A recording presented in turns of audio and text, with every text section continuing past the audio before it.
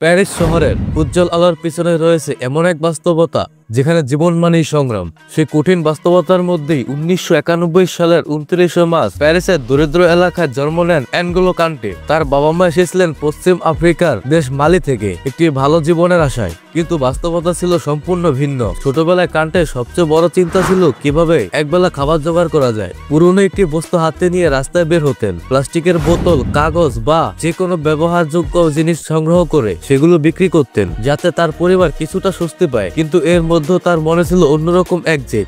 জীবনের প্রতিকূলতাকে পাশে সরিয়ে রেখে কান্টে একদিকে পরিবারের সহায়তায় কাজ করতেন, অন্যদিকে সন্ধ্যায় মাঠে ফুটবল খেলতে যেতেন। ফুটবল তখন তার কাছে ছিল কোনো ক্যারিয়ার নয়, ছিল শুধুমাত্র একটুখানি আনন্দের খোঁজ।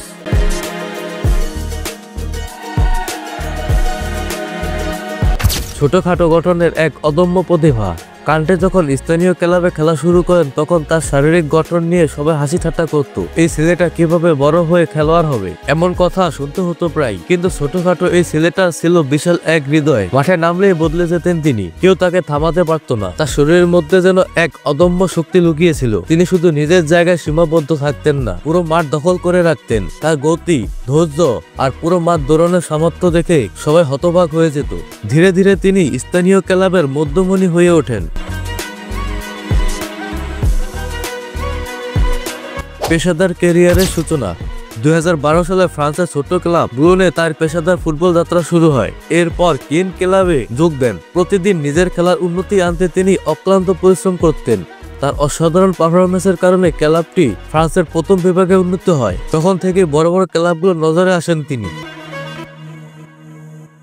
লিস্টার সিটির রূপকথা 2015 সালে কান্টে যোগ দেন ইংলিশ প্রিমিয়ার লিগের ছোট্ট দল লিস্টার সিটিতে। এটি ছিল এমন একটি দল যাদের চ্যাম্পিয়ন হওয়ার কথা কেউ ভাবতেও পারত না, কিন্তু কান্টের মতো খেলোয়াড়দের হাত ধরেই লিস্টার সিটি রচনা করে এক অবিশ্বাস্য গল্প।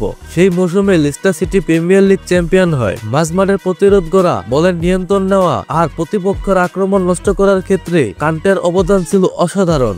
ফুটবল বিশ্ব তখন তাকে মাঝমাঠের ইঞ্জিন নামে ডাকতে শুরু করে। চেলসিতে নতুন উচ্চতা 2016 সালে তিনি যোগ দেন চেলসিতে। এখানে এসেও সাফল্যের ধারাবাহিকতা ধরে রাখেন। প্রথম মৌসুমে চেলসিকে প্রিমিয়ার লিগের শিরোপা এনে দেন। এরপর FA কাপ, ইউরোপা লিগ এবং চ্যাম্পিয়ন্স লিগ প্রতিটি ট্রফি জয় তার গুরুত্বপূর্ণ অবদান ছিল। বিশ্বকাপ জয় 2018 সালে কান্টে ফ্রান্সের হয়ে বিশ্বকাপ খেলেন। পুরো টুর্নামেন্ট জুড়ে তার পারফরমেন্স ছিল অনন্য। ট্যাকেল করা, বল ছিনিয়ে নেওয়া এবং প্রতিপক্ষের আক্রমণ প্রতিহত করার ক্ষেত্রে তিনি ছিলেন অনবদ্য। বিশ্বকাপ জয়ের পরও তার বিনয়ী আচরণ ছিল নজরকাড়া। যখন দলের সবাই ট্রফি হাতে নিয়ে উদযাপন করেছিলেন তিনি চুপচাপ এক পাশে দাঁড়িয়েছিলেন। তার সতীর্থরা তাকে ডেকে এনে ট্রফি তার হাতে তুলে দেয়। তার এই বিনয় ফুটবল প্রেমীদের হৃদয় ছুঁয়ে যায়।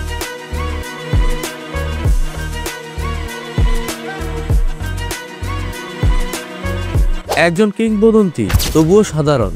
বিশ্বসেরা ফুটবলার হওয়া সত্ত্বেও কান্টে আজও খুব সাধারণ জীবনযাপন করেন।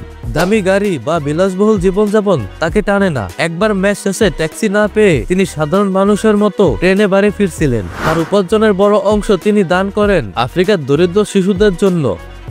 স্বপ্ন দেখা এবং তা পূরণের গল্প। কান্টের জীবন আমাদের শেখায় কোনো প্রতিকূলতাই স্বপ্নকে থামিয়ে রাখতে পারে না। কঠোর পরিশ্রম, ধৈর্য আর ইচ্ছাশক্তি থাকলে যে কোনো বাধা পেরোনো সম্ভব। অ্যানগোলো কান্টে শুধু একজন ফুটবলার নন, তিনি একটি অনুপ্রেরণার নাম। তার জীবন প্রমাণ করে যে সাফল্য তাদের জন্য যারা নিজেদের সীমাবদ্ধতাকে জয় করার সাহস রাখে। আজকের ভিডিওটি এই পর্যন্তই। যদি এই ভিডিওটি ভালো লেগে থাকে তাহলে অবশ্যই একটি লাইক করুন, কমেন্ট করে আপনার মতামত জানাবেন। আর এরকম স্পোর্টসের যাবতীয় তথ্য জানতে অবশ্যই চ্যানেলটি সাবস্ক্রাইব করে রাখবেন।